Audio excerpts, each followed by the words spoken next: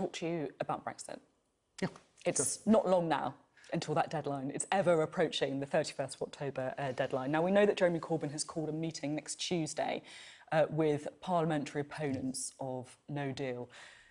What is that meeting hoping to achieve? Well, look, what is Labour offering?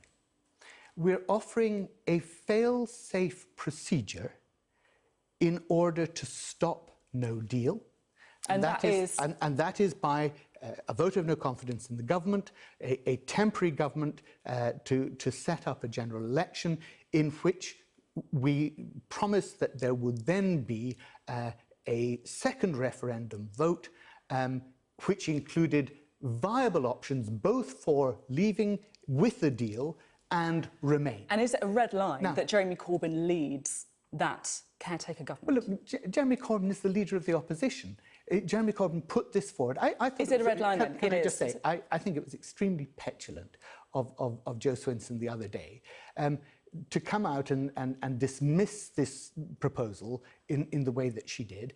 It sounded as if she couldn't take yes for an answer, because she's been saying, and the Liberal Democrats and others have been saying for so long, look, we need to have a second referendum and Remain needs to be on the ballot paper. They're now being offered a fail-safe parliamentary procedural way of delivering that, and they're saying, oh, well, we're not going to cooperate if Jeremy Corbyn is going to be the person who... I understand that you genuinely believe that the best, most logical answer to this is a caretaker government led by Jeremy Corbyn, but you do not have the numbers. That is the reality.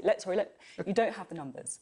We know that a lot of those Conservative MPs or former Conservative MPs who oppose a no deal would not support it. We know that the Lib Dems won't support it. So what are you saying, that your principles on this are more important than stopping no deal?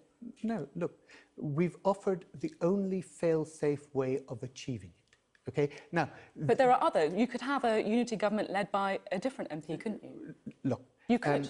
The natural... You know very well that the natural constitutional process is that the leader of the opposition is called on by Her Majesty to lead a new government when an old government fails. I understand that is the natural constitutional process. If Jo Swinson wants to propel Her Majesty, if Jo Swinson wants to propel Her Majesty into a constitutional crisis where instead of inviting the leader of the opposition to form a new government, she invites somebody else who is not the leader of a political party, then that would be forcing the monarchy into a very embarrassing and difficult judgment call that they would have to make.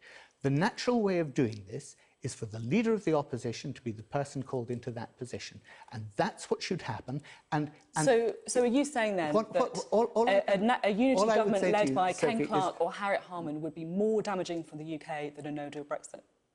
No, I'm not. What I'm saying to you is I think it would be extremely damaging to our constitutional precedents to have Her Majesty forced into taking a clearly political decision instead of simply doing what would be... Well, she wouldn't have to if Labour backed it. Instead of doing what is the natural thing, which is to ask the leader of the main opposition party to form a new administration.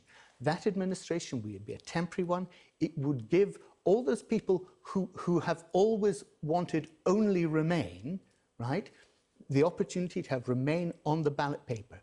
We tried in the Labour Party to bring the two parts of the country back together, and that's what we're still trying to do, because we're saying there would be a viable option to leave and a viable option to Remain. And that's what we're offering the country, and that's a way forward that would unite people.